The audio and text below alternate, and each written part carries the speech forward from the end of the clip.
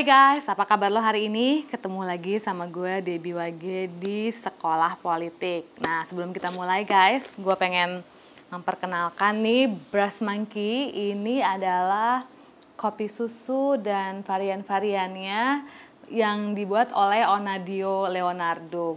Gue minum dulu ya guys, sebelum mulai supaya kita lebih fokus.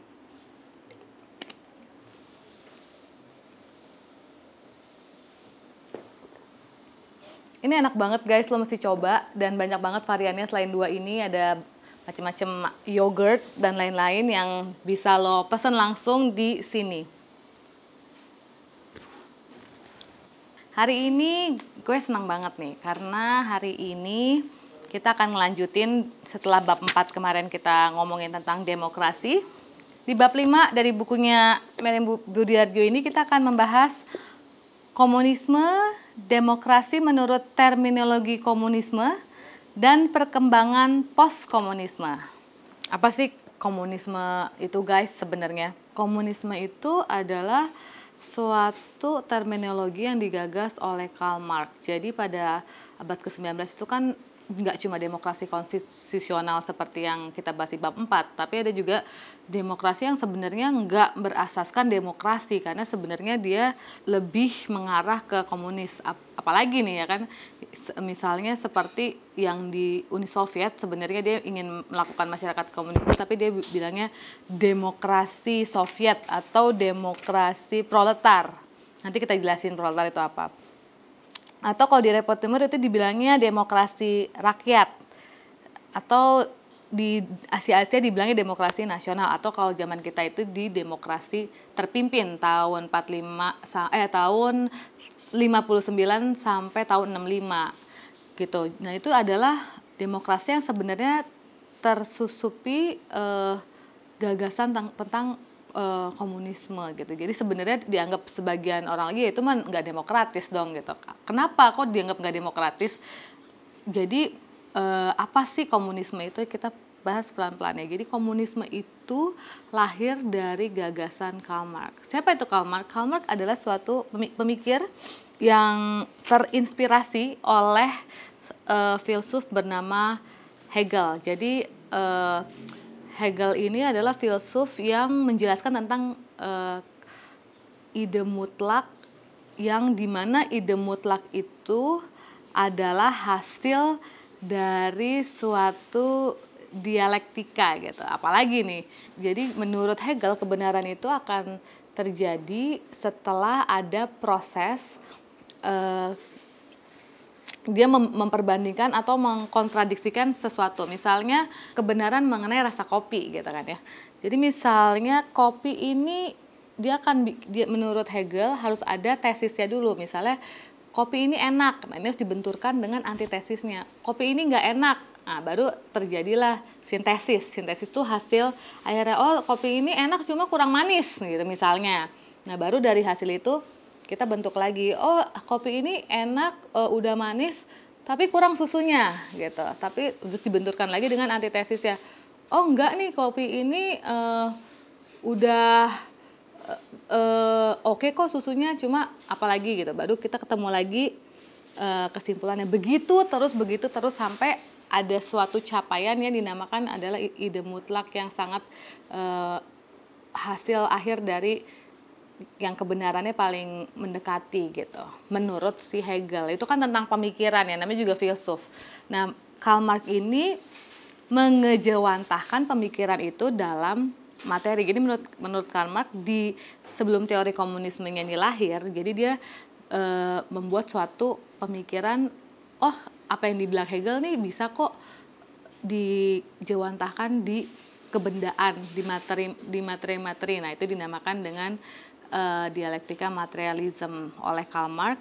Lalu dia juga fokus di ekonomi karena keresahannya dia itu tentang keadaan buruh dan ekonomi sosial yang terjadi pada saat itu. Jadi dia mengamati ekonomi, jadi itu masuknya ke konsep materialisme historis. Jadi materialisme dialektis dan materialisme historis gitu. Jadi dua konsep pemikiran ini yang mendasari terjadinya teori sosial yang nantinya akan melahirkan konsep komunisme ini.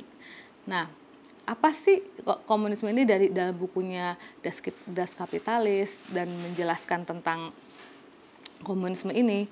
Jadi menurut Karl Marx gini guys, kan dia membenturkan antara tesis antitesis gitu ya. Dia membenturkan antara kaum borjuis itu kaum yang kaya, kaum yang the have, kaum yang pemilik modal, pemilik pabrik gitulah kira-kira, itu namanya kaum borjuis. Kita namakan itu kaum borjuis.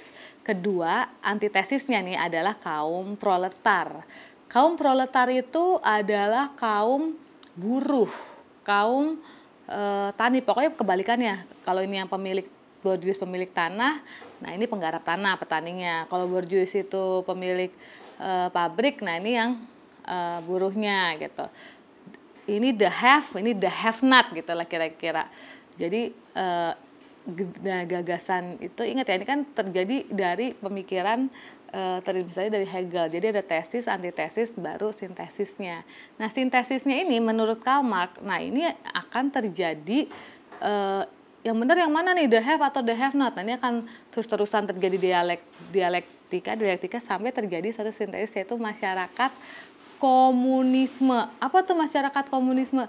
Masyarakat tanpa kelas. Jadi yang punya dan yang nggak punya nih perbedaannya ya makanya sama lah, sama rasa, sama rata. Kepemilikan juga nggak, ingat ya kan, dia kan gelisah karena wah ini ada kesenjangan ya kan, ada ketidakadilan gitu nih, semangatnya tuh bener banget guys.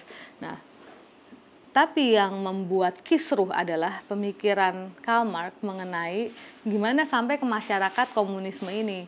Nah, untuk mencapai suatu masyarakat komunisme ini, menurut Karl Marx harus terjadi suatu gerakan revolusioner dari kaum proletar. Ingat ya, proletar itu yang the have not atau yang nggak punya, atau buruh atau tani, untuk ngambil secara paksa lah revolusi. Revolusi itu kan cepat gitu ya, terjadi cepat. Nah, itu yang menjadi cikal bakal banyaknya kekerasan untuk mencapai si masyarakat komunis yang dicita-citakan Karl Marx di kemudian hari di negara-negara seperti Soviet misalnya, nanti kita bahas.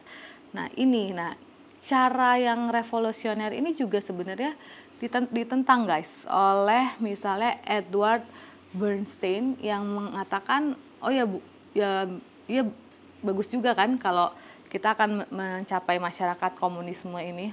Tapi nggak usah yuk dengan cara-cara revolusioner, bisa kan caranya itu nggak usah ada kekerasan, evolusi lah, misalnya nggak pelan-pelan gitu, atau seperti dipakai partai sosial demokrat di abad ke-20 seperti Swedia dan Inggris, dia bisa menguasai pemerintahan melalui parlemen gitu. Jadi melalui partai, terus dia merebut kekuasaan melalui itu. Jadi nggak dengan kekerasan yang sifatnya revolusioner gitu atau cepat gitu kan.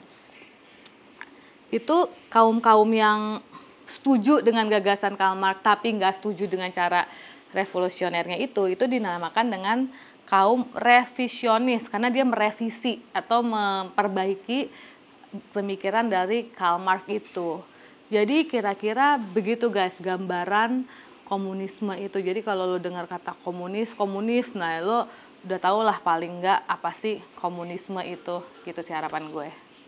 Nah guys, pemikiran Karl Marx ini akhirnya dilakukanlah oleh penguasa Soviet yang namanya Lenin. Jadi dia buat dulu nih buku-buku kayak misalnya What to be done, terus habis itu dia juga buat Negara dan Revolusi, juga dia buat lagi tentang imperialisme, taraf tertinggi dari kapitalisme.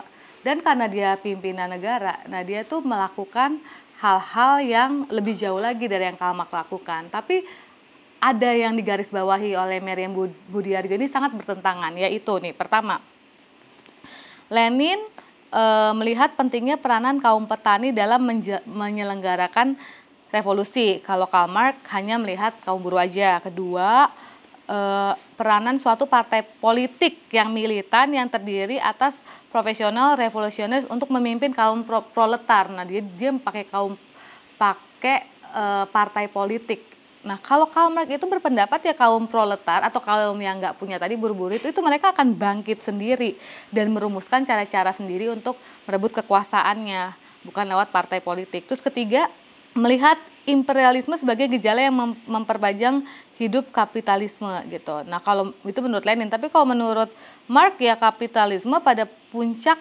perkembangannya akan menemui ajalnya dan digantikan oleh komunisme. Tapi kalau Lenin ini enggak, jadi akan penjajahan oleh kapitalis gitu. Nah, ini perbedaan yang tercantum di buku Miriam Budarjo ini. Lenin juga nih yang paling penting, dia mengintroduksi istilah sosialisme untuk masa yang oleh Karl Marx disebut tahap pertama masyarakat komunis. Nah, sosialisme itu dicetuskan oleh Lenin sebagai penggambaran masyarakat terbentuknya tahap pertama masyarakat komunis. Jadi kan masyarakat komunis itu akan terbentuk tapi ada tahap-tahapannya. Nah, tahap pertamanya ini dirumuskan oleh Lenin itu tahap sosialisme. Makanya kita sekarang juga sering dengar istilah sosialisme. Nah, sosialisme itu apa? Nah, yang tadi itu guys. Nah, sehabis Lenin yang menguasai Soviet adalah Stalin. Nah, ini lebih parah dari Lenin. Ini dia benar-benar pakai tangan besi. Jadi dia bikin lagi nih pemikiran dasar-dasar Leninisme. Jadi dia justru membakukan doktrin Marxisme-Leninisme gitu. Jadi Marxisme-Leninisme ini lebih parah lagi dilakukan oleh Stalin. Jadi saking parahnya itu merusak Uni Soviet sendiri dan diprotes oleh banyak pihak karena dianggap loh ini udah mengarah ke kultus individu. Kultus individu itu apa sih? Kultus individu itu kayak mengagungkan diri sendiri gitu, mentuhankan diri sendiri gitu. Itu namanya kultus individu gitu. Karena kan dia saking dia terlalu revolusionernya tangan besi ini dipangkas untuk membentuk masyarakat komunisme menurut dia. Nah, dia tuh akhirnya jadi otoriter, jadi sangat amat berkuasa gitu karena kekuasaannya kan cuma ada di dia gitu, tidak ada pembagian kekuasaan lagi. Nah, itu terus terjadi penolakan terhadap cara-cara revolusioner bahkan di Uni Sovietnya sendiri. Jadi setelah itu ada Khrushchev yang juga menolak dan ada Gorbachev yang ya udah kita nggak usah ini dihentikanlah cara-cara revolusionernya ini. Jadi ada pertentangan di Uni Soviet sendiri di para kalangan dan nggak cuma di Uni Soviet, di berbagai negara Eropa Timur yang juga mengembangkan paham ini di negaranya juga terjadi keruntuhan paham komunisme ini. Partai-partai komunis juga tumbang. Tapi menariknya guys, yang nggak tumbang dan masih bertahan kuat itu adalah di Cina gitu. Cina itu awalnya adalah Mao Zedong yang pertama kali membawa komunis ini, lalu disempurnakan oleh Deng Xiaoping. Jadi penyempurnaannya itu gini loh Deng Xiaoping. Ya udah ekonominya liberal, tapi politiknya itu komunis gitu. Jadi dia sebenarnya menggabungkan ekonomi liberal dan politik yang sifatnya komunisme gitu. Nah, ini makanya kenapa kita sekarang misalnya Presiden Jokowi gitu ya, karena dia deket sama Cina, wah komunis nih. Mungkin karena itu ya, gue juga nggak tahu kenapa dia dituduh komunis, tapi ya mungkin tendensinya ke sana gitu. Jadi kalau sesuatu yang dekat dengan Cina, oh jadi komunis nih. Tanpa kita tahu komunis itu apa, baik buruknya itu gimana. Karena kan emang terngiang-ngiang di kita tuh ya komunisme itu ya PKI, G30S PKI. Tapi kan kalau di sini kan udah jelas ya, cara-cara yang kekerasan dan revolusioner itu justru ditentang oleh baik penentang komunisme dan pengagum komunisme itu sendiri gitu guys. Jadi ya mudah-mudahan dengan ini lo agak terbuka ya tentang komunisme itu apa, nggak segitu antinya, paling nggak lo tahu oh pemikirannya begini, salahnya di sini, benernya gimana, jadi kan kita bisa lebih wise dalam melihat segala sesuatu. Yang penting itu sebenarnya gue tegaskan lagi bukan pahamnya, tapi caranya gimana sih untuk mendapatkan sesuatu, mau masyarakat komunisme kek, masyarakat liberal, caranya itu dan dampaknya sih guys menurut gue yang harus lo perhatiin sebelum lo ngejudge ini bener, ini enggak, komunisme ini begini begitu. Nah menurut gue lo harus paham dulu. Nah kalau lo kurang paham dengan penjelasan gue, lo baca lagi di buku ini ya guys. Sekian dari gue guys, sampai jumpa di episode berikutnya. See you!